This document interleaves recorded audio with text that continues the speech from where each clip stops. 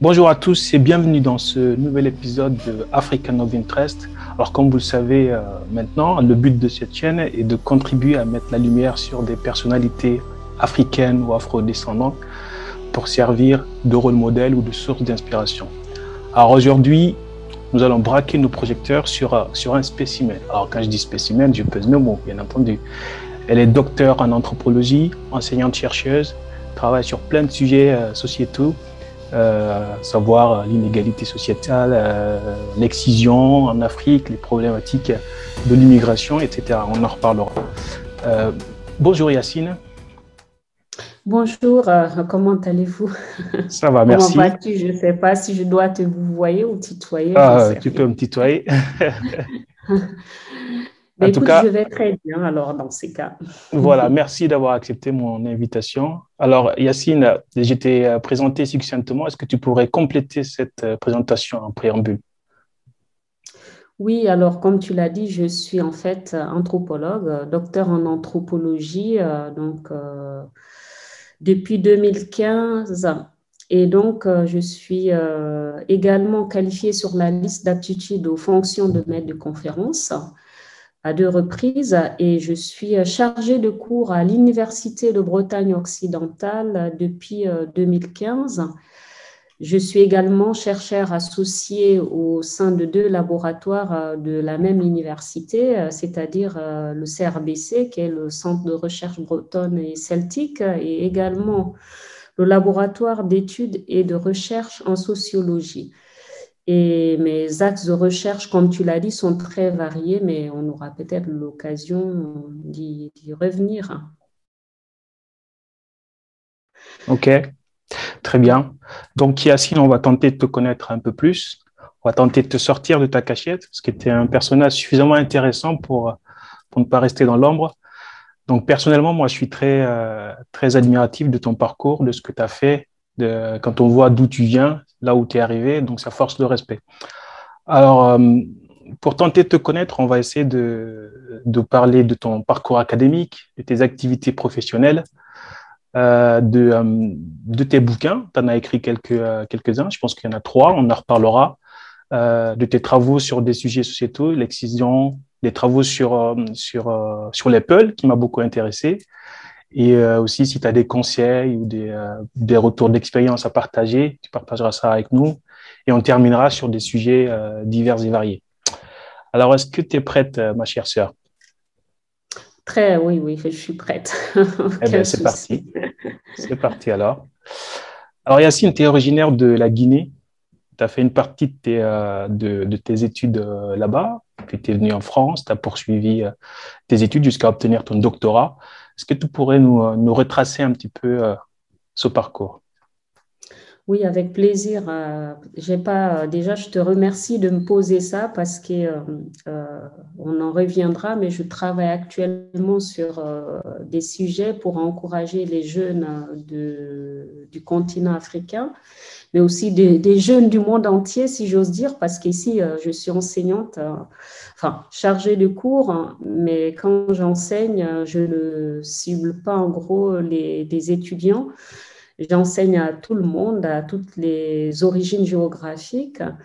Mais bon, pourquoi je dis ça avant même de me présenter, c'est parce que je pense qu'il y a beaucoup de pays qui sont en difficulté, qui ont besoin peut-être d'être encouragés pour évoluer dans leur cursus scolaire. Donc, pour me présenter, donc, comme tu l'as dit, hein, je viens de Mamou, dans le Fouta Djallon en Guinée. J'y ai effectué mes 19 premières années. Donc, du coup, en fait, j'ai fait mon cursus primaire, collège là-bas. Et puis, ben, après, j'ai eu l'opportunité de venir en France. Et donc, je suis venue en France. Quand je suis arrivée, donc, j'ai mis quelques mois avant de reprendre mes études. Quand j'ai quitté la Guinée, alors, j'avais eu mon brevet des collèges, pour faire simple. Après, j'arrive en France, c'était compliqué de faire le lycée puisque j'envisageais j'avais un certain âge, jeune certes, mais bon, majeur. Donc, j'ai décidé de faire une pause bébé. Et donc, je n'ai pas pu continuer. Et après la naissance de ma fille aînée, j'ai voulu poursuivre mes études parce que ça a toujours été un objectif de faire des longues études.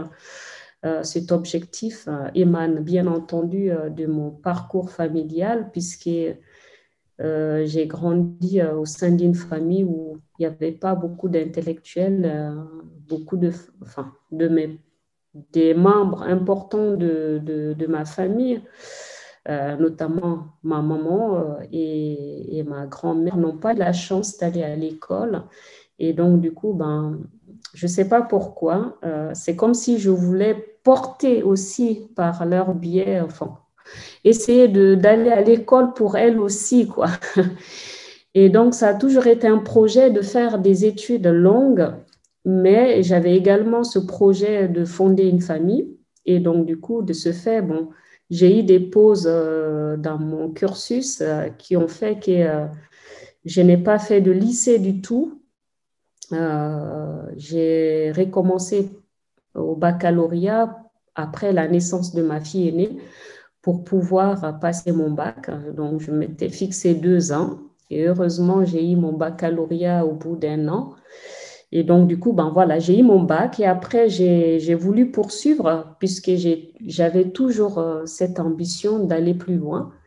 Et en plus, j'avais le soutien de mon époux qui est aussi qui est dans le domaine de l'éducation, de l'enseignement supérieur, qui m'a dit pourquoi pas. Donc, du coup, après mon bac, j'ai fait un DUG, c'est-à-dire voilà, une année, 2 ans d'université en sociologie. Et après, je me suis orientée vers l'ethnologie et ça m'a beaucoup plu, tout simplement parce que je trouvais que c'était étudier l'homme, c'est quelque chose d'impossible. Aujourd'hui, je n'ai pas la prétention, même en tant qu'anthropologue, de vous dire qu'on y arrive. Ça serait mentir. Moi, je fais partie de ceux qui croient qu'il n'y a pas d'études exhaustives. Donc, de ce fait, il n'y a pas d'études parfaites, on n'a pas toutes les réponses, on revient au terrain, après le terrain avec des matériaux et des questions sans réponse. Et donc, voilà, donc du coup, j'ai continué parce que le fait même d'essayer, de se dire qu'on a cette prétention d'étudier l'homme, je me suis dit, pourquoi pas ne pas foncer, quoi. En fait, ça me touchait tellement que je ne me suis même pas posé la question. Je me suis dit, c'est ça que je veux faire. Il faut y aller. Donc, je suis partie. Et donc, j'ai fait une licence jusqu'au doctorat. Je n'ai pas arrêté. Donc, pour résumer, voilà. Donc, après mon doctorat, j'ai continué encore et je suis toujours anthropologue. Donc, c'était pas un parcours calculé à l'avance, c'est-à-dire que c'est venu un peu au fil du lot. Et est-ce qu'il y a des gens qui t'ont influencé ou c'est vraiment plus tu avances, plus tu te dis ça me plaît, je continue. Il y avait pas un fil conducteur qui était précalculé à l'avance. Alors, l'anthropologie, c'est une question que je me suis posée après la publication de mon 3e ouvrage. Mais je m'étais déjà posé cette question le fil conducteur, c'est mon premier livre en master. Vous savez, en anthropologie, il faut faire des recherches pour valider son année. Et donc, pour mon master 1 et master 2, j'ai voulu travailler sur le veuvage féminin et le sacrifice d'animaux dans le Fouta Djallon en Guinée. Et donc, ça, par contre, j'ai eu un déclic. Je ne dirais pas que c'est le fil conducteur, mais c'est un déclic. Parce que quand on demandait aux étudiants ce qu'il fallait faire, tout d'un coup, j'ai voulu travailler sur le sujet qui est les rites funéraires. C'est extrêmement morbide comme sujet. Mais pourquoi? Parce qu'à l'âge de 15 ans, j'avais perdu ma maman. Et donc, je voulais comprendre des choses que je n'avais pas compris sur le terrain et quand j'étais enfant, enfin adolescente, puisque j'avais 15 ans. Et donc, je me suis dit tout de suite, il y avait beaucoup de sujets, mais j'ai voulu tout de suite travailler sur les rites funéraires. C'est quand même incroyable. Et donc, pour répondre à votre question, je dirais que s'il y avait, bon, il y aurait un déclic qui consistait à me dire que voilà, j'ai observé des choses, j'ai pas eu de réponse. Et de ce fait, le déclic serait de travailler sur des choses auxquelles j'ai pas eu de réponse afin d'avoir des réponses. Ça, c'est vraiment le seul axe de recherche où il y a beaucoup d'affect dedans, mais tout, et aussi beaucoup de distanciation, parce que c'est le défi quand on fait l'anthropologie du proche, c'est d'avoir cette distanciation qui est quand même primordiale, quoi. Absolument. Ok, c'était un brillant parcours. On va parler de ton parcours, tes activités professionnelles. Donc, comme tu disais au tout début, tu es affilié à l'Université de Bretagne occidentale. Alors, je suis alors, dans mes recherches à l'université, parce que j'interviens en fait, pour résumer, dans différentes institutions brestoises. Donc, je donne des cours d'abord à l'IBO depuis 2014 où j'accompagne différents groupes. D'abord, le département, c'est un tout petit département, hein. C'est pas péjoratif quand je le dis, mais c'est compte tenu en fait du nombre d'étudiants. Et donc, du coup, ben, dans cette université, j'accompagne les étudiants en licence et aussi en master depuis 2014. Et puis, mais j'ai d'autres aussi, j'interviens dans d'autres institutions, comme je vous l'ai dit, notamment auprès des étudiants ingénieurs. Là, cette fois-ci, c'est des masters et des masters 2 où j'enseigne l'interculturalité. Souvent, c'est assez paradoxal de voir une anthropologue, c'est les ingénieurs, parce que donc c'est pas trop, c'est à quoi on s'attend en général. Mais je prends beaucoup de plaisir à être avec eux, tout simplement parce que j'estime que l'anthropologie a sa place un peu partout dans les disciplines et je m'éclate avec eux de leur faire comprendre en quoi ça consiste l'anthropologie, l'étude euh, dans différents domaines, hein. Donc ça, on parle des méthodes ethnographiques, de l'anthropologie politique, euh, de l'interculturalité encore une fois, parce que beaucoup d'entre eux, de ces étudiants-là, qui sont des ingénieurs, des futurs ingénieurs, sont intéressés par cette discipline dans la mesure où ils envisagent de partir ailleurs, en Afrique, en Asie, et donc le fait d'apprendre la culture de l'autre, de l'altérité, c'est quelque chose qui les intéresse énormément. Et puis j'interviens aussi auprès des étudiants sages-femmes depuis 2017 à l'IFR de médecine, pour leur apprendre aussi les rites de naissance hier et ailleurs, et aussi l'excision, puisque vous l'avez évoqué dans votre introduction. Donc, en fait, parce que beaucoup de ces étudiants, une fois qu'ils ont leur diplôme, sont confrontés à voir des femmes qui ont subi ces mutilations. Et donc, du coup, le fait d'avoir déjà des cours leur prépare à l'écoute, parce qu'il n'y a pas de miracle, hein. Donc, c'est surtout l'écoute qui prévaut dans ces cas-là. Et donc, du coup, ben, ils sont aussi intéressée par ça. Et puis, je travaille aussi avec l'ITS qui forment des travailleurs sociaux. Donc, du coup, là aussi, c'est sur l'ethnopsychiatrie ou l'ethnopsychanalyse où on parle un peu de l'altérité de l'autre qui vient, notamment l'immigration. Ces jeunes qui viennent avec leur culture d'origine, comment on les accompagne? Comment on fait pour comprendre leur culture d'ailleurs? Donc ça aussi, et puis je suis également consultante dans différentes associations qui accueillent des jeunes immigrés, mineurs pour la plupart, non accompagnés. Je n'aime pas ce terme-là parce que je sais que derrière, il y a toute une famille derrière, mais bon, c'est le terme qu'on utilise ici. Et donc, du coup, mon travail là aussi, c'est d'accompagner les psychologues cliniciens afin de mieux comprendre les souffrances, les traumas de ces jeunes-là. Et parfois, il m'arrive même d'être aussi interprète quand c'est des jeunes peuls. Je sers d'interprète anthropologue. En fait, je n'arrive pas à définir mon statut, mais mon statut n'est pas important.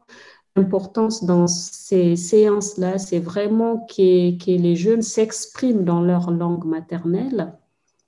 Et vu que le pulaar est ma langue maternelle, donc c'est plus pratique pour eux de rentrer en communication avec les psychologues. On va s'intéresser justement davantage à tes activités en rapport avec l'Afrique. Donc, comme je le disais tout à l'heure, tu t'intéresses à plusieurs sujets sociétaux. On n'aura pas le temps de tous les aborder ici. Je propose d'aborder tes travaux en rapport avec les Peuls, sur l'excision en Afrique et aussi l'immigration, que tu as commencé à introduire tout à l'heure. On va commencer par tes travaux sur le sujet des Peuls en Afrique. Alors, tes trois bouquins, si j'ai bien compris, je pense que c'est le sujet de tes trois bouquins. Alors, le premier, je rappelle, c'est Veuvage féminin, sacrifice d'animaux dans le Fouta Djallon en 2012. Édition L'Harmattan. Deuxième, c'est Poulakou. C'est toujours édition L'Harmattan. Donc, Poulakou, le code d'honneur des Peuls. Donc, ça, c'est en 2014. Et le dernier en date, c'est en 2021. La condition des Peuls hier et aujourd'hui. Toujours édition L'Harmattan. D'abord, ma question, c'est pourquoi tu t'es intéressé à ce sujet en particulier? Bon, j'ai compris que tu étais Peul, mais est-ce que c'est pour ça ou il y avait quelque chose de plus profond qui t'a poussé à t'intéresser à cette anthropologie sur les Peuls? Ouais. Question qu'on me pose souvent. Oui, alors oui, c'est vrai que c'est parce que d'une part, je suis Peul et fière de l'être, hein, fière d'être africaine et aussi française. Alors, pourquoi ces études? D'abord, pour ma licence, figure-toi que j'étais en fait, qu'il fallait choisir des axes de recherche puisque je suis en Bretagne.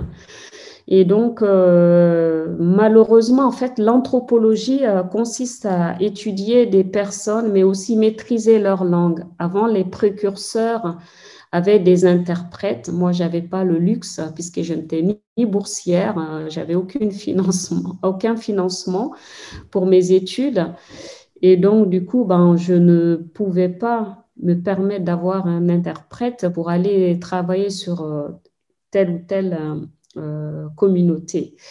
Et donc, du coup, après réflexion, je me suis dit, ouais, les Peuls aussi, on doit s'intéresser aux Peuls. Et donc, mais j'avais une grosse peur, hein, parce que ma peur consistait à me dire de ne pas appliquer la méthodologie telle qu'elle est, c'est-à-dire avoir ce regard distancié, parce que quand on fait l'anthropologie du proche, déjà, moi, je connaissais cette culture parce que j'y ai vécu. J'ai été élevée comme tout Peul en Guinée jusqu'à mes 19 ans avant de quitter la Guinée. Et donc, j'y revenais tout le temps. Je me disais, mais comment je fais, quoi? Et c'est le défi, je pense, qui m'a poussé. Le défi de me dire que oui, je peux, en tant que Peul, travailler sur la population Peul, mais en ayant cette distanciation nécessaire qui permettra par la suite de faire comme mes collègues anthropologues, c'est-à-dire travailler il y a beaucoup d'anthropologues qui ont fait aussi l'anthropologie du proche et qui peuvent aujourd'hui faire leur boulot, entre guillemets, correctement. Donc voilà, le point de départ, c'était un défi que je m'étais lancé moi-même. Du coup, je me suis dit, j'allais commencer petit à petit, comme vous l'avez évoqué. Donc, j'ai commencé par mes premières recherches qui sont sur les rites funéraires. Alors, le veuvage féminin et le sacrifice d'animaux dans le Fouta Djallon, c'est mon premier ouvrage. Alors, dans cet ouvrage, qu'est-ce que je voulais vraiment découvrir? D'abord, les rites funéraires en global, mais j'étais surtout fascinée sur le veuvage féminin. Et le veuvage féminin, je trouvais ça impressionnant que les femmes Peuls de Guinée, parce que j'ai effectué mes recherches en Guinée, mais j'ai par la suite compris qu'il y avait les mêmes ritualités dans d'autres pays africains. Mais étant donné que j'ai effectué mes recherches en Guinée, je me suis dit, ben, en Guinée, comment ça se fait et pourquoi, quand quelqu'un décède chez les Peuls, leur grand premier souci, leur souci principal consiste à trouver un moyen afin de procéder à des sacrifices d'animaux. Et donc, du coup, ben, tout ça m'interrogeait. Et avec, comme je vous l'ai dit, la perte que j'ai eue, moi, en 15 ans, parce que moi, je suis pour le fait qu'on ait quand même des prénotions dans nos dans nos choix de sujets de recherche, ce qui n'est pas souvent avoué, mais je pense que quand on choisit un sujet, c'est qu'on a quelque chose, un petit point avec ce sujet en question. Donc, vraiment, les rites funéraires me poussaient. J'étais jeune, hein, je suis encore, hein. Mais j'étais tentée de travailler sur ce sujet-là. Et puis, ben, au fur et à mesure, je me suis passionnée par ça. Et puis, ben, ça a quand même duré longtemps, puisque c'est plusieurs années de recherche pour le premier ouvrage, puisqu'en anthropologie, il faut faire beaucoup d'ethnographie, revenir avec ces matériaux, analyser, conceptualiser. Ça, c'est la phase où on est anthropologue ou ethnologue, quoi. Donc, après ça, ben, j'ai fini cet ouvrage-là qui m'a en fait confortée dans l'idée que j'étais faite pour ce métier. Être anthropologue, c'est le métier que je voulais. Et donc, du coup, après, j'ai entamé des recherches pour ma thèse doctorale. Et donc, je me suis rendue au Tchad et en quittant un peu ma zone de confort. Parce que, comme je l'ai dit, hein, je suis née en Guinée, à Mamou. Et donc, quand j'allais là-bas pour mes recherches, c'était ma zone de confort. J'avais toute la famille qui m'accompagnait, qui me guidait pour me dire, ah, un tel pourra répondre à tes questions. Et là, je me suis dit, il faut que je quitte la Guinée pour aller voir qu'est-ce qui se passe ailleurs, mais toujours en prenant en relief les Peuls, enfin, l'étude des Peuls. Et donc, mon objectif, c'était de savoir, puisque j'avais su au Tchad qu'il y avait des Peuls nomades, je me disais, ces Peuls nomades-là, qu'est-ce qu'ils ont conservé de leur pratique ancestrale Peul? Quelles sont les différences? Quelles sont les similitudes? Donc, du coup, ben, je me suis vraiment... Voilà, ça me travaillait beaucoup mentalement, où je voulais vraiment savoir quand on est nomade, parce que les Peuls de Guinée sont des Peuls qui se sont sédentarisés depuis plusieurs siècles. Et du coup, je voulais voir chez les nomades qui ne sont pas sédentarisés, qu'est-ce qu'il y a de différent entre les uns et les autres. Et donc, du coup, ben, je me suis rendue au Tchad et au marché. Dans un marché, j'entends ce fameux terme Pulaaku, ce qui nous ramène à mon deuxième ouvrage, Pulaaku. Jamais je n'avais entendu. Et là, je viens de rentrer de la Guinée. On m'a dit que certains villageois savent ce que c'est que le Pulaaku. Mais moi, j'ai grandi hein, dans une ville, une grande ville, entre guillemets. Et donc, du coup, ben, je n'avais jamais entendu ça. Je me suis dit, ben oui, ce fameux Pulaaku, ils le disent. Donc, tout de suite, j'ai voulu travailler sur ça et j'ai écrit un livre qui s'intitule Le Pulaaku, le code d'honneur des Peuls, où on parle de l'identité Peul, d'une forme d'uniformisation des Peuls, notamment en ce qui concerne leur représentation, leur habitus en tant que Peul, code et normes en tant que Peul. Et pour revenir au troisième ouvrage, celui-là, en fait, c'est une adaptation grand public de ma thèse doctorale. Donc, en fait, qui reprend tout, mais que j'ai transformé parce qu'une thèse, c'est autre chose, mais il faut transformer pour que ça s'adapte à un grand public. Et dans cet ouvrage, c'est toujours la même démarche, même population, les Peuls, mais avec différentes thématiques de leur quotidien. Donc, ça parle de mariage, de l'histoire, l'origine des Peuls que je n'ai pas trouvé, bien entendu, puisqu'il n'y a aucune preuve matérielle pour dire que les Peuls viendraient de tel ou tel endroit.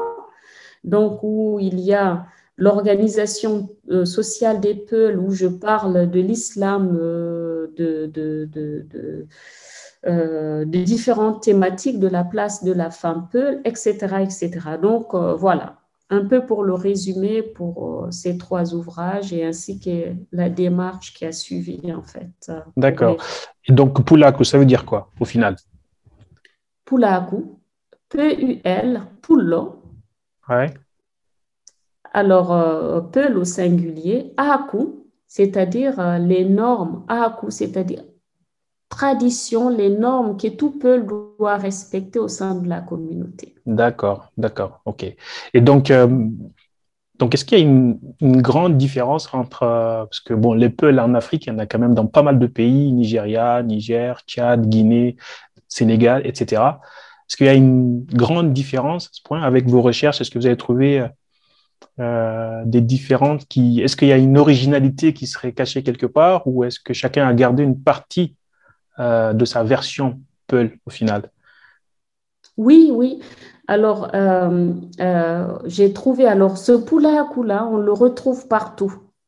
Après, dans certains pays, comme je l'ai évoqué, comme en Guinée, quand on est dans des villes, dans des grandes villes, on n'a pas le terme, mais dans les villages, il y a encore le terme. En fait, les Peuls du Tchad ont conceptualisé le poulakou, c'est-à-dire les normes que tout Peul doit respecter.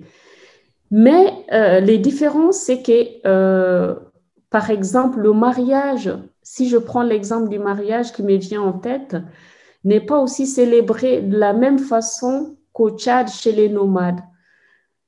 Pourquoi? Parce que les Peuls du Tchad, c'est lors d'un guéréol, c'est une danse où les bergers se maquillent et devant eux, il y a souvent des jolies jeunes dames célibataires qui observent, mais qui observent que les danseurs et rien d'autre, parce que c'est un moment vraiment très, très important et c'est après ce moment qu'elles choisissent leur homme. Quand je dis homme, donc c'est-à-dire leur futur, soit amant, soit mari, pour toute la vie, soit pour une soirée, mais c'est vraiment un moment qui est très important. Et donc, une fois qu'elles ont fait leur choix, bon, elles vont partir avec le berger en question. Et cette danse aussi, c'est l'occasion pour les bergers de se maquiller, de se faire beau pour séduire ces belles dames. Tandis que chez les Peuls sédentaires qui sont islamisés, il y a quand même un processus qui est différent, où on amène d'abord plusieurs colas, où on va saluer la famille. C'est très, très... il y a différentes étapes qui sont très, très importantes. Donc, pour pouvoir épouser une femme, pour dire que cette femme-là, c'est ma femme, il faut procéder à ces différentes étapes avant de se dire que je suis mariée. Tandis que chez les Wadabe, il y a aussi certains Bororo qui le font, qui n'ont pas le même mode de vie. Ok, très intéressant. Je mettrai les liens de vos deux bouquins en commentaire de cette vidéo pour ceux qui veulent découvrir davantage vos découvertes dans vos travaux. Donc, je voudrais parler du prochain sujet qui est l'excision en Afrique. C'est un sujet très récurrent, voilà, il y a pas mal d'associations qui travaillent sur le sujet. J'ai envie de dire, on en est où au final? Et quelle est votre perception du sujet en ce moment en Afrique? Est-ce qu'il y a eu des avancées en termes de sensibilisation ou on en est loin encore? Ah si, il y a des avancées, hein. Je ne pourrais pas dire le contraire, mais je ne pourrais pas non plus vous dire que c'est fini. Ça serait vous mentir, hein, puisqu'il y a officiellement dans beaucoup de pays du continent africain, l'excision est interdite. Mais officieusement, il y a des excisions qui se font de façon clandestine. Et donc, c'est ça qui est difficile à contrôler. Euh, il y a 2 ans, j'étais en Guinée, et donc de loin, bon, on m'a appris qu'il y avait un tel ou un tel qui avait fait exciser encore sa fille ou ses filles. Donc, c'est pas encore fini. Mais on constate quand même statistiquement parlant qu'il y a des diminutions, enfin une prise de conscience, hein, si j'ose dire. Mais ce qu'il faut mettre en tête, c'est que les traditions sont parfois des choses irrationnelles parce que les acteurs sociaux ont tendance à penser que euh, les traditions sont figées, ne changent pas. Par exemple, si je vous illustre ce fait-là, quand je demande à mes informatrices en ce qui concerne le veuvage féminin, de quand date leur port de vêtements blancs, en tant qu'épeules, elles sont incapables de me dire quand ça date. Mais dans leur tête, c'est figé, ça ne change pas. Donc, en ce qui concerne toujours l'excision, j'ai travaillé, j'ai même une vidéo de quelques minutes que j'ai effectuée et surtout beaucoup d'entretiens et où j'avais posé la question à des femmes exciseuses qui avaient déposé leur couteau, puisque c'est comme ça qu'on dit en Guinée, et je leur ai posé la question pourquoi elles pratiquaient l'excision. Elles m'ont dit en pulaar, parce que kokofina atawa, ce qui signifie c'est ce qu'on a trouvé au réveil. C'est-à-dire, si on approfondit, puisqu'il n'y a pas d'équivalent en français, c'est la tradition.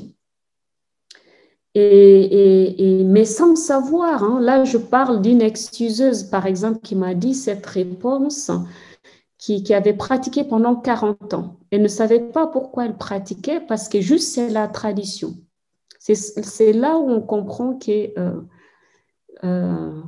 c'est vraiment irrationnel parfois la tradition, parce que ça fige certaines communautés, souvent les acteurs sociaux de cette communauté, dans une tradition qui a certainement évolué, mais dans leur tête, elle n'évolue pas. Donc voilà la réponse que j'ai eue, et j'ai eu aussi l'occasion d'interviewer des imams, des responsables religieux, pardon, sur ce sujet-là. Et là encore, ces imams m'ont dit, ben, écoutez, c'est la façon de faire qui est grave. Si on faisait un peu, ça irait mieux. Donc, c'était aussi des personnes qui étaient dans le déni, dans la mesure où ils ne veulent pas abolir cette pratique-là en totalité. Ils veulent surtout abolir la façon dont cette pratique est faite, parce qu'il y a 3 formes d'excision. Et cet informateur, hein, qui est un religieux musulman, m'a dit l'excision pharaonique, par exemple, doit être abolie. Par contre, la sunna doit être préservée. Donc, voilà un peu les explications que je peux vous fournir, que j'ai effectuées en fait sur le terrain, sur cette thématique-là. Donc, c'est pas juste une histoire de tradition. Au final, il y a des ramifications religieuses dans l'histoire. Exactement. Mais écoute, moi, ce que j'ai constaté, c'est que dans les pays où les personnes sont de confession musulmane, il y a beaucoup de pratiques de l'excision, quoi. Donc ça, c'est quelque chose, c'est un constat que j'ai fait. Alors, dans chaque pays, je ne pourrais pas généraliser, ils ont des arguments. J'ai fait effectuer une conférence il n'y a pas longtemps où il y a un des intervenants enfin, qui disait que c'était parce que les femmes avaient du mal à avoir beaucoup d'enfants. Enfin, là, je parle de croyances, hein, je ne parle pas de preuves scientifiques parce que les preuves scientifiques sont très claires, hein. L'excision nuit à la santé de la femme et à l'enfant. Donc ça, voilà, c'est indéniable hein, de dire que non, c'est faux. Mais chaque pays a sa façon d'argumenter. C'est pour cela que je parle de croyance. Dans ce cas-ci, ce n'est pas une révélation scientifique où les gens, voilà, diraient que oui, physiquement parlant, pour mettre au monde un enfant, une femme excisée a beaucoup plus de difficultés qu'une femme qui ne l'est pas, quoi.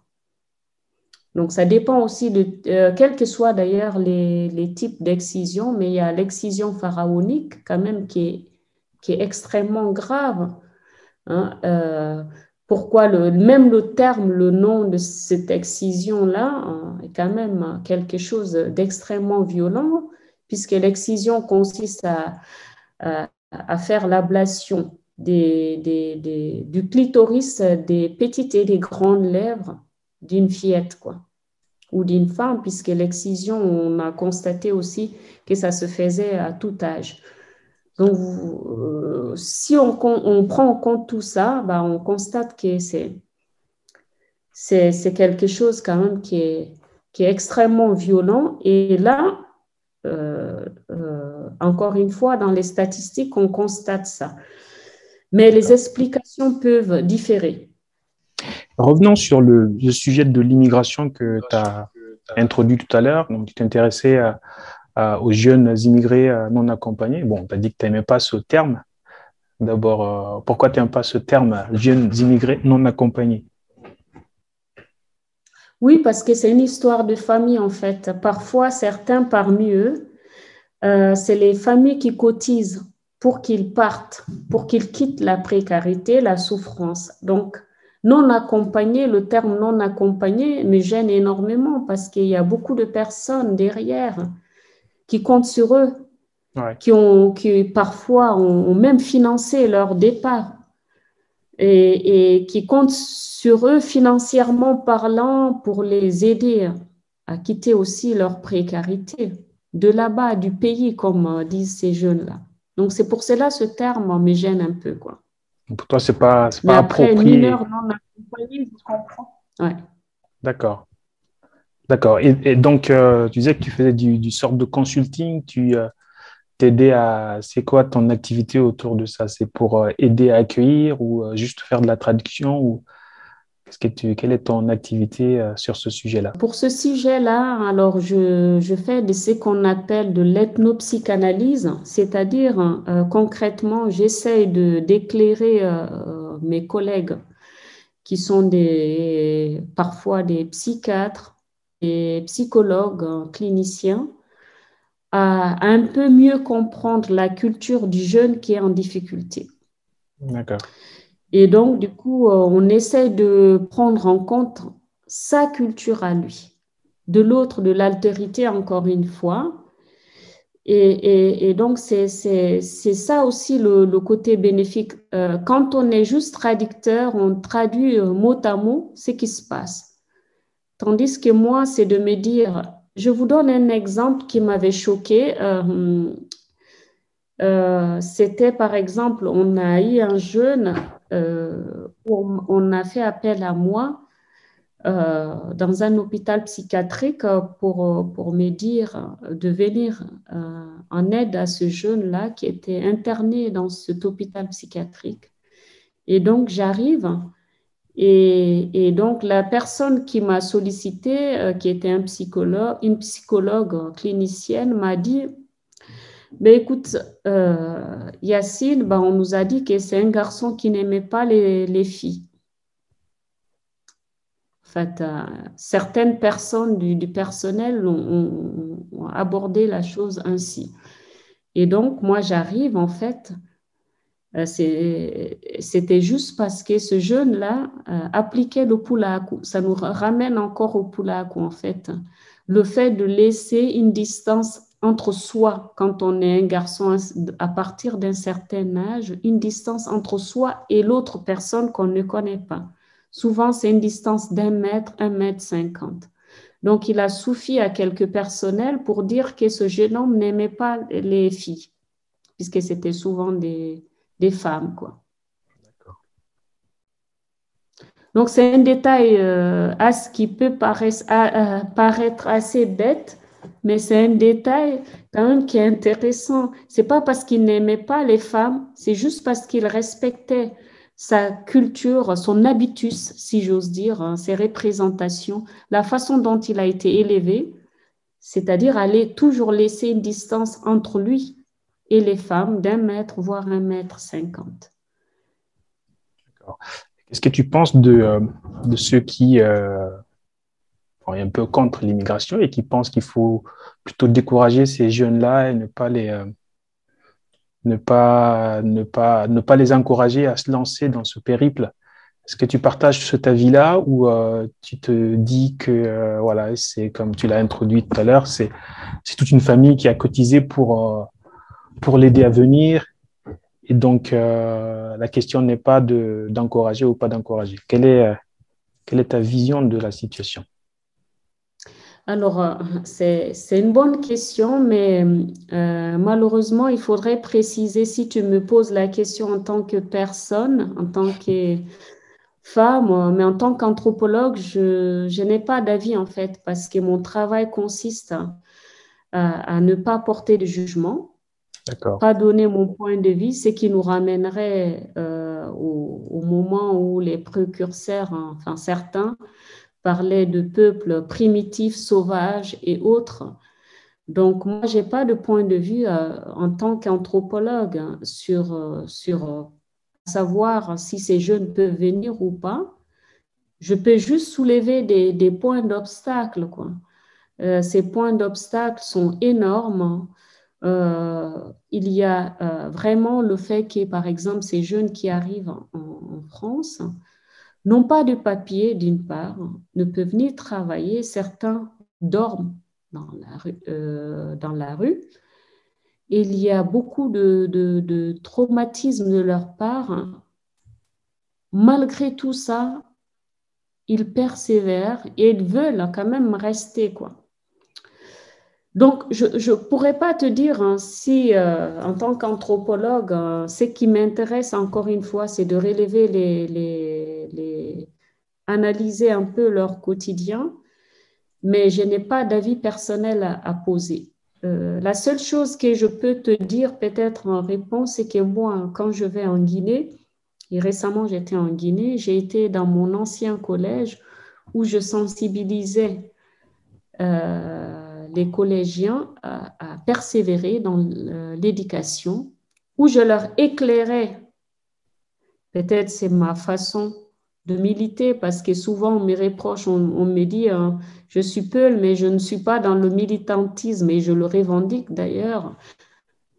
Mais je pense que le fait de dire des choses qui sont vraies, qu'on connaît, qu'on a vécues par rapport à nos expériences personnelles peuvent aider les personnes qui sont ailleurs. Personnellement, là, ce n'est pas l'anthropologue qui parle. Je sais qu'il n'y a pas d'Eldorado parce que ces jeunes qui quittent rêvent à ce Eldorado qui serait ailleurs, alors qu'il n'existe pas. Ça, je peux le dire. Il n'existe pas. Mais moi, dans mes recherches, j'ai besoin d'être neutre, donc je ne vais pas leur dire oui, allez-y, retournez en Afrique, c'est mieux qu'en France, ou bien rester en France, c'est mieux qu'en Afrique. Hein, quand je suis sur le terrain en tant qu'anthropologue, mon statut ne me permet pas d'avoir de jugement. Et donc, de ce fait, je ne le fais pas. Mais quand je suis sur le terrain, là, j'ai été dans mon ancien collège et j'étais fière de le faire. C'était la deuxième fois où je sensibilisais les élèves, les lycéens également, les élèves, enfin collégiens et les lycéens, de persévérer dans l'éducation. Et je leur expliquais, il y a eu beaucoup de questions parce que beaucoup d'entre eux veulent venir. Je leur ai dit un peu, en tant que personne, ce que je pensais. parce que j'y ai vécu ici, donc j'ai vécu l'expérience et je sais qu'il n'y a pas d'Eldorado et qu'il y a une précarité, même chez les universitaires, hein, parce qu'il y a beaucoup d'universitaires qui n'ont pas d'emploi, hein, moi y compris. Enfin, je travaille, je gagne ma vie, mais ce que je veux dire, c'est que il y a des jeunes docteurs, par exemple, on dit des jeunes diplômés en précaires, hein, jeunes surdiplômés précaires, puisque le doctorat, il n'y a pas plus comme diplôme, quoi. Mais on n'a pas forcément tout de suite un poste où on serait titulaire. Pour donner un exemple tout concret, hein, c'est que moi, je me suis qualifiée une première fois. La qualification dure 4 ans. Et j'ai dû me réqualifier une deuxième fois et je ne suis toujours pas titulaire. Donc, il ne faut pas non plus mentir en disant que c'est tout rose, quoi. Ouais. Et là étant, j'arrive à trouver mon compte, mais euh, voilà, il faut être assez judicieux dans ce qu'on dit et dire la vérité aux Absolument, jeunes. absolument. Moi, ce que j'entends souvent aussi, c'est quand on commence à prodiguer ce genre de conseils aux jeunes qui sont là-bas, ils te disent bah, c'est un peu facile pour toi de dire ça, tu es dans le confort, et tu es en train de conseiller aux autres de ne pas aller profiter du même confort. Donc, c'est un peu parfois, même si ça part d'une bonne intention et que tu as des arguments convaincants, mais c'est toujours difficile dans ta position en tant que diaspora, dire à quelqu'un qui cherche à venir, de ne pas venir. C'est un peu comme c'est le dernier arrivé qui ferme la porte, quoi. Donc, c'est un exercice difficile, je comprends tout à fait. Ouais, ouais, je suis d'accord avec vous, mais je vais illustrer de façon concrète sur ça. Qu'est-ce qui fait ça, à votre avis, hein? C'est tout simplement parce que les gens qui se rendent au pays ont tendance aussi à Absolument, valoriser l'ailleurs. absolument. Je suis tout à fait Ouais, d'accord. voilà. Donc, Tout à il fait. faudrait aussi dire la vérité de l'ailleurs. Et souvent, Ouais. c'est des personnes qui ont des emplois extrêmement précaires qui vont Mm. là-bas avec des 4x4, leur bling-bling, leur Ouais, ouais, lunettes de soleil. Donc, du coup, ça donne envie encore plus aux jeunes. ouais, c'est vrai, c'est vrai. Tout à fait d'accord. À présent, je souhaiterais que vous partagiez avec nous quelques retours d'expérience, notamment sur tout au long de votre parcours. Est-ce que tu as eu affaire à des blocus, des défis, tu as dû surmonter parce que tu étais une femme, parce que tu étais africaine, parce que tu étais noire? Est-ce qu'il y a un plafond de verre que tu as constaté? Ah oui, je pense que oui, mais bon, il n'y a pas de preuve, encore une fois, concrète pour dire, c'est comme le racisme. On dit qu'on est victime de racisme, on nous demande de donner une preuve, impossible de prouver. Je pense que oui, j'ai constaté des propos ou des regards ou autre chose ou des manières. Personnellement, je pense que mon métier me protège de ça, dans la mesure où l'anthropologie, quand même, c'est une construction de soi aussi, hein, avant Ouais, même d'aller voir l'autre, parce que c'est quand même le métier moi je l'appelle de la tolérance, où on laisse derrière soi, en fait. Normalement, on laisse derrière soi sa propre grille culturelle afin d'aller mieux connaître l'autre, l'altérité, le différent de soi. Donc, oui, bien entendu, je le vois. Et parfois, même quand je dis je suis enseignante, les gens me regardent bizarrement. Ah bon? Oui, et comment? Donc, vous voyez, c'est comme ça, mais c'est tellement répétitif parfois qu'on n'y porte plus attention. Moi, je pense que ça existe et même au sein de mon travail où je vois quand même des choses qui se passent ou des gens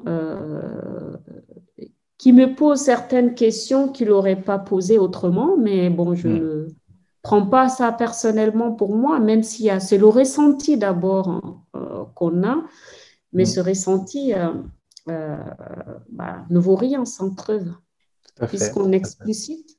plus le fait qu'on ne peut pas dire je te déteste parce que tu es noir. Certains peut-être peuvent le dire, mais c'est vraiment, il faut vraiment tomber sur une personne qui a une profonde haine pour ça, quoi. Souvent, le racisme, les non-dits, c'est des façons non explicites. Mm. C'est comme ça que ça se passe. Tout à fait. Donc, pour poursuivre en termes de retour d'expérience, est-ce que tu aurais, quelle serait ta plus grande fierté? S'il y a quelque chose à nommer, quelque chose que tu aurais fait et dont tu es particulièrement fier, que ce soit professionnellement, personnellement, dans les, enfin voilà, peu importe. Ben, mes trois enfants, figure-toi, d'abord, puisque tu dis professionnellement ou autre, mais du point de vue privé, bon, mes trois enfants, je dis souvent, c'est les trois plus belles œuvres de ma vie. Tu sais, quand on est chercheur, on écrit à chaque fois, on a envie d'avoir l'œuvre de sa vie. Et ben moi, quand j'écris, j'essaie juste d'être systématique, hein, parce que j'ai déjà les trois plus belles œuvres de ma vie. C'est mes trois enfants. Et donc ça n'a pas de prix. Donc c'est la première chose. Et ce dont je suis fière, c'est de me dire que dans ma famille, il y a au moins quelqu'un de toute génération confondue qui a poursuivi des études supérieures. Parce qu'il n'y a même pas, je pense que peut-être on peut trouver des gens qui ont leur baccalauréat, mais je n'ai pas encore de connaissances, en tout cas, des personnes qui sont allées plus loin. Et ça aussi, c'est une fierté d'abord pour moi, parce que c'était un choix personnel, mais accompagné par encore tout cet esprit mamounet des parents, de ma mère qui n'a jamais eu cette chance-là, qui nous a boosté en nous mettant à l'école. On était vraiment comme des nomades, comme les Peuls, quoi. Ouais. Mais à chaque fois qu'on venait quelque part, même si c'était une semaine ou 2 semaines, la première chose qu'elle faisait, c'était de trouver une école pour nous mettre à l'école. Donc, cette fierté, c'est aussi elle. En fait, tout ce que je fais, je me dis, c'est grâce à elle parce qu'elle était courageuse. Ouais. Donc, c'est elle. OK. Vraiment, ma grande référence, c'est elle. Et pourtant, elle ne savait pas lire à l'âge de 8 ans. Elle était sortie, elle est revenue. Euh, c'est quelque chose de très privé que je vous dis, mais j'aimerais que ça soit diffusé et que toute personne soit fière de leur maman, Ça le sera. puisqu'elle savait, ouais, elle savait pas lire le menu. Et puis, ben, elle est revenue le matin, on était très proches. Elle m'a dit, j'ai pas pu lire le menu. Et je lui ai fait une promesse. Je lui ai dit que, Nene, c'est mi janɗi, mais un diplôme ɓurɗon janɗude fof kaduna Allah ɗo ɗe. Donc, ce qui signifie, maman, quand je serai grande, j'aurai le meilleur, le plus grand diplôme du monde. Et pour l'instant, il n'y a pas plus que doctorat Donc, avec moi. promesse tenue et donc je pense Donc, que donc, du coup, je suis apaisée. tes parents Voilà doivent être fiers de toi. extrêmement privée de ma vie, mais qui me porte. Moi, ma mère me porte énormément, D'accord. énormément. Diamétralement opposé à ma précédente question, qu'est-ce que tu aurais fait autrement? C'est-à-dire que si tu avais une baguette magique pour commencer certaines choses, est-ce qu'il y a certaines étapes de ta vie que tu aurais peut-être changé à la fois professionnellement ou peu importe aussi, encore une fois? Non, je ne peux pas répondre enfin, de façon concrète à cette question parce qu'on ne peut pas savoir qu'est-ce qu'on devient. Moi, je pense que j'ai suivi, en fait, j'ai eu quelque chose que je ne peux pas échanger encore une fois. Donc, mes enfants, ma vie de famille qui me porte, ma famille guinéenne, là, j'ai été accueillie en Guinée à bras ouverts. J'ignorais même qu'ils lisaient mes publications. Et il y a eu des gens qui lisaient même mes articles parce que là, on a parlé de mes livres, mais j'ai énormément d'articles. Je ne peux même pas te dire combien j'ai publié, mais tout était lu. J'ai eu des gens qui savaient tout ça. Donc, je pourrais pas changer là aujourd'hui, ben, je suis. Et puis, je suis pas quelqu'un qui dirait, et si c'était comme ça, parce que je sais pas l'autre côté comment ça aurait été. Hmm. Donc, c'est difficile de répondre à ça. En tout cas, je suis contente des choix que j'ai faits jusqu'à aujourd'hui. Hmm. Et je suis fière de ces choix puisque ça me procure beaucoup de bonheur de voir OK. ce qui se passe au pays et ici en France. Et quel conseil donnerais-tu à quelqu'un, un petit garçon, une petite fille qui souhaiterait suivre ton parcours, qui serait, euh, comment dire, euh, émerveillé par ton parcours et qui souhaiterait faire la même chose que toi? Est-ce que tu aurais quelques conseils, quelques pistes à donner? Ouais, déjà, de ne pas me prendre pour un modèle, ça, c'est une première chose parce que je ne suis pas un modèle. Je sais que C'est ce que disent tous les modèles, hein. ah, j'ai fait beaucoup de choses, mais je pense pas l'être. Mais je dirais à ces petits garçons, à ces petites filles, comme je vais dans mon ancien collège, de persévérer. Et j'amènerai des messages aussi aux parents, de les aider à persévérer. Parce qu'encore aujourd'hui, dans le continent africain, il y a beaucoup de jeunes filles qui n'ont pas cette chance d'être scolarisées. On, on, on, on- on considère que les garçons ont plus besoin de cette chance-là que les filles. Mais là, je donnerais des conseils pour les parents, pour les deux, de scolariser leurs deux enfants de la même manière. Et je sais également, comme je vous l'ai dit, ma propre mère ne savait pas lire, mais elle avait tellement d'intelligence qui m'épate encore aujourd'hui, même pour moi en tant que docteur en anthropologie, vous voyez. Il n'y a pas que le fait de savoir lire. On peut ne pas savoir ni lire ni écrire et avoir des ambitions à pousser leurs enfants à aller à l'école, à persévérer, parce que c'est pas facile. Selon les pays, il y a très peu de moyens matériels. Donc, du coup, ben, il faut aussi que les parents continuent à suivre cela et à lire et à faire un tas de trucs dès qu'il c'est possible, quoi. Mais aujourd'hui, on est envoyé par les téléphones et tout ça. C'est une bonne chose. Absolument. Mais je me dis un peu de lecture aussi. Là, ce qui me fait dire ça, c'est que j'avais une conférence il y a quelques semaines dans mon ancien collège où il y avait un tas de marques de téléphone sur mon bureau parce qu'on leur a obligé de tout déposer. Et donc, du coup, ben là, les jeunes se plaignaient de n'avoir pas de bibliothèque, de ne pas, n'avoir pas de livres. Mais il y a des livres en ligne. Ouais. Je me dis, comment ça se fait qu'ils n'ont pas accès à ça? Et donc, du coup, ben, et je voyais les téléphones qui coûtaient peut-être 10 fois pour certains téléphones le prix d'un seul livre, quoi. Ouais. Donc, je pense que la lecture aide beaucoup. Pourquoi je le dis? Parce que moi, ça m'a beaucoup aidé. Quand je suis arrivée en France, hein, j'ai sauté tout le lycée et j'ai eu mon baccalauréat en une seule fois. Au départ, j'avais des mauvaises notes et tout ça, mais avec la lecture, hein, avec la persévérance, j'ai réussi à l'avoir. Et après, j'étais parmi les meilleurs à l'université. Donc, du coup, ben, c'est possible. Mais peut-être se donner les moyens matériels aussi pour y arriver. Et aussi, on a une culture africaine qui consiste à mettre trop de pression aux Hmm. enfants. Dès Absolument. qu'ils partent, une fois qu'un jeune part, ah, on dit en poulard, oyehi, oyehi, mais on ne sait pas. Ça veut dire, mon fils est parti, mais on ne sait pas comment il vit là-bas, là où il est parti. On ne sait pas s'il est sans papier. On ne Ouais. sait pas qu'est-ce qui se passe s'il dort dans la rue. Donc, ça aussi, peut-être, il y a beaucoup d'aspects à prendre en compte, à améliorer, quoi. Donc, pour donner mon conseil, la persévérance, mais aussi aux parents, parce que c'est aux parents c'est les parents qui pourront aider leurs enfants plus tard, en mettant peut-être moins de pression et en les accompagnant, dans l'éducation. Bon, OK. après, c'est un modeste conseil, hein.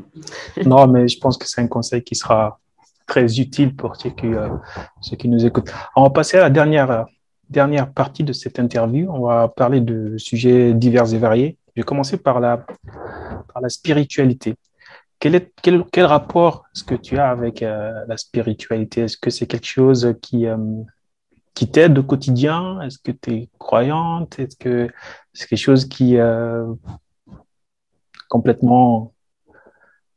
Ouais, moi, je suis fière de dire alors à mes étudiants que je suis musulmane de naissance, peul de naissance et fière de l'être. Après, donc, je suis dans un pays laïque, normalement la Guinée aussi, hein. Et donc, du coup, ben, chacun a ses opinions, chacun a sa façon de faire, de vivre, de croire. Moi, personnellement, j'ai aussi ma façon d'être qui m'est quand même personnelle, mais de ce fait, bon, je ne suis pas contre rien du tout. J'ai des amis qui sont juifs, j'ai des amis pardon, chrétiens, j'ai des amis musulmans, beaucoup. Mais j'estime qu'on peut, et c'est ça aussi la diversité, on peut vivre avec tout un chacun. On se côtoie, on est content. Tant qu'il n'y a pas de jugement, Mm. tant qu'on est bien dans sa peau et qu'on revendique ce qu'on est, hein. Dans ma famille, beaucoup sont voilés. Là, on s'est retrouvés récemment, il y avait des voilés, des non-voilés et moi, donc on était tous ensemble, on rigolait ensemble. Pour moi, c'est ça aussi. Mm. Ouais, C'est ma façon de voir la religion ou les religions, si vous voulez, si je ouais, veux. ouais, très, très bien. Ouais. Est-ce qu'il y a une cause qui t'est chère? Une cause, ça peut être par exemple le féminisme ou la pauvreté ou les abeilles ou le réchauffement climatique. Est-ce qu'il y a une cause euh, qui fait l'actualité, en tout cas qui t'intéresse personnellement? Alors, parmi mes axes de recherche, si tu as bien regardé, je travaille sur les inégalités sociales. Ouais, Tout ce qui est inégalité sociale me touche énormément. Je suis contre tout ce qui est injustice. Donc, te citer là des causes, ça serait une liste que je ne pourrais pas voilà, terminer dans la mesure où j'en ai beaucoup. Donc, il y a plusieurs causes qui me tiennent à cœur en tant que personne. Et d'ailleurs, mes recherches l'ont bien montré, hein. Donc, c'est pour cela que je ne suis pas dans le militantisme en fait, ethnique, mm, parce que si je sors de là, ça me permet d'approfondir des sujets tabous sans pour autant être dans l'empathie, quoi. ouais, Donc, oui, j'ai plusieurs causes. L'excision, c'est quelque chose, hein. Si j'ai travaillé, c'est aussi de contribuer. Tu sais, mm, chacun peut contribuer à sa façon. absolument. La culture, si j'écris, c'est de montrer aussi que oui, on peut être africain et écrire aussi et avoir ce pouvoir, hein. La science, c'est pour tout le monde. Et donc, ça fait partie aussi des choses qui me portent. Et là, par exemple, j'ai été à l'université à Conakry de Gandhi où j'ai voulu faire cette conférence parce que je voulais aussi encourager la jeunesse guinéenne pour leur dire que oui, vous pouvez y arriver, c'est pas impossible. Donc, ça fait Absolument. partie de mes causes, mais je peux t'en citer des milliers. Ouais. Et c'est important de le faire parce que si moi j'y ai arrivé, ils peuvent aussi Ouais, y mais arriver. ça fait partie des objectifs de cette chaîne aussi. Montrer aux gens que voilà, il y a des Ah oui, gens ça comme c'est vous qui sont certain. arrivés, qui sont partis peut-être à un point de départ qui est similaire de là où vous êtes et qui sont arrivés. Donc, ouais, je comprends tout à fait. Euh, est-ce que, euh, est-ce qu'il y a des gens, des personnalités qui t'ont inspiré? Non, je dirais des personnalités, non, mais oui, des personnes qui me portent encore, oui. Je reviendrai aussi à ma mère, D'accord. euh, qui ne savait ni lire ni écrire, elle me porte encore aujourd'hui. J'ai pas de modèle, je ne dirais pas qu'une telle personnalité intellectuelle ou anthropologue africaniste m'a apporté. J'ai toujours voulu être moi euh, et m'adapter, quel que soit le lieu où je suis.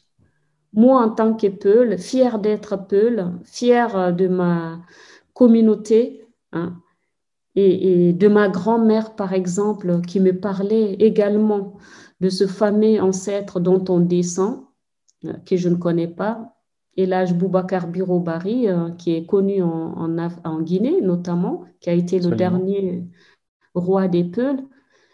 Elle me parlait, ça c'est ma grand-mère qui me parlait de lui en me disant, Hmm. tu as quelque chose de lui. Je lui disais, mais non, je ne le connais même pas. Comment veux-tu que j'ai quelque chose de lui? Mais Ouais, pour elle, c'était son modèle et tout ça. Moi, mon modèle, c'était elle et ma mère, parce que c'est pas trop le fait de savoir lire, de lire un menu ou pas qui compte. C'est l'éducation qu'on nous donne. Le ouais, fait qu'on, moi, j'aimais ma mère qui me disait, quand tu prends une décision, il faut que ça vienne de ton cœur. Si tu te trompes, c'est pas grave. Je trouve ça énorme parce qu'on se trompe même quand ça vient de notre cœur. hmm. Mais elle me dit, je lui disais, mais quand je me trompe, je fais quoi? Elle me disait, ben écoute, tu apprendras. Elle me disait que ça. Et elle me disait souvent, taye gutu konto iuda et honto arda. N'oublie jamais, jamais d'où tu viens. Non, n'oublie jamais qui tu es et d'où tu viens. Wotaye gutu kwa hombo, wotaye gutu kwa konto iuda, quoi. D'accord. Et ça, cette phrase-là me porte et j'ai mis du temps à comprendre la signification de cette phrase. Donc, du coup, ben, peut-être je suis désolée, mais j'ai pas de modèle, Non, mais il n'y a pas de... C'est modèle des de questions grande ouvertes, il n'y a pas personnalité. de mauvaises réponses. Je pense que... Et dernière question, est-ce que tu aurais des œuvres littéraires ou cinématographiques à conseiller?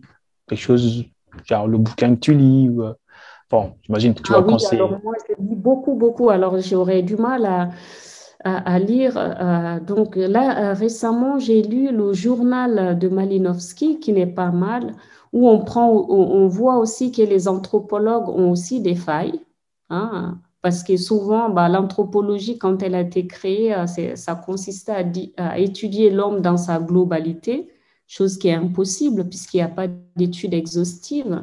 Donc, du coup, de ce fait, on se dit, ben ouais, c'est pas très top. On voit les failles aussi des anthropologues. C'est pour cela que je vous disais, moi, je ne suis pas un modèle, j'ai des défauts, j'ai des qualités comme tout un chacun. Et ce livre-là m'a beaucoup plu. Alors, je ne suis pas une bonne enfin, conseillère d'ouvrages puisque je lis beaucoup d'ouvrages anthropologiques et je sais que déjà dans les regards de mes étudiants, je trouve qu'ils sont saoulés par mes livres. Et donc, du coup, ben, je lis beaucoup des ouvrages des anthropologues et des films. Alors moi, inconditionnellement, je vous parlerai de Jean Rouch. Ah, écoutez, moi j'ai son coffret, j'ai quasiment toutes ses vidéos. C'est quand même encore un anthropologue, hein. Mais il était ingénieur pour trouver une excuse. Il était ingénieur de formation au départ et après il a eu cette formation en anthropologie. Donc Jean Rouch pour les gens qui aiment la version cinématographique peuvent aussi se référer à lui, hein. Donc Ok. voilà un peu si je peux citer que deux personnages en Je fait. pense que c'est suffisant. Alors, on arrive à la fin de cette interview. Yacine, est-ce que tu voudrais donner le mot de la fin? Mais écoute, moi je suis très contente d'avoir cette interview. Donc le mot de la fin, je dirais aux jeunes compatriotes que rien n'est figé et que donc il faut persévérer et qu'on peut y arriver. Et puis, ben, aux parents, je vous en supplie, diminuez les pressions. Ne dites pas à vos fils de 7 ans, on compte sur toi, parce que ça peut traumatiser. Et aux enseignants, pourquoi je dis aux enseignants? Parce que mon neveu de 7 ans m'a fait un poème là qui parlait aussi de souffrance. Donc, si vous pouvez avoir des poésies pour des enfants, pour les, enfin, plus gays, entre guillemets, pour les laisser vivre leur enfance. Bon, ça serait aussi une bonne chose, quoi. Pas des poésies, on dit ta mère est pauvre, il faut que tu partes pour l'aider, quoi. Donc, on peut aussi donner des poèmes gays qui consistent à dire, tu es un enfant, tu dois vivre ton enfance et après, plus tard, on verra, par exemple. C'est un intitulé assez long, mais bon, ça Ouais. vient du cœur, quoi. Eh ben, merci beaucoup, Yacine, d'avoir accepté de partager avec nous ton parcours, tes activités, tes réflexions sur la société. Donc, chers amis, j'espère que cet épisode vous aura intéressé. En tout cas, moi, j'ai pris beaucoup de plaisir à discuter avec Yacine. N'hésitez pas à partager autour de vous. C'est pas grand-chose, mais c'est la meilleure chose que vous pourrez faire pour cette chaîne. N'hésitez pas aussi à laisser des commentaires, à nous dire ce que vous en avez pensé, si vous avez des questions. Quant à moi, je vous dis à la prochaine pour une nouvelle interview. Au revoir Yacine. Au revoir, merci. À Bye bye. bientôt.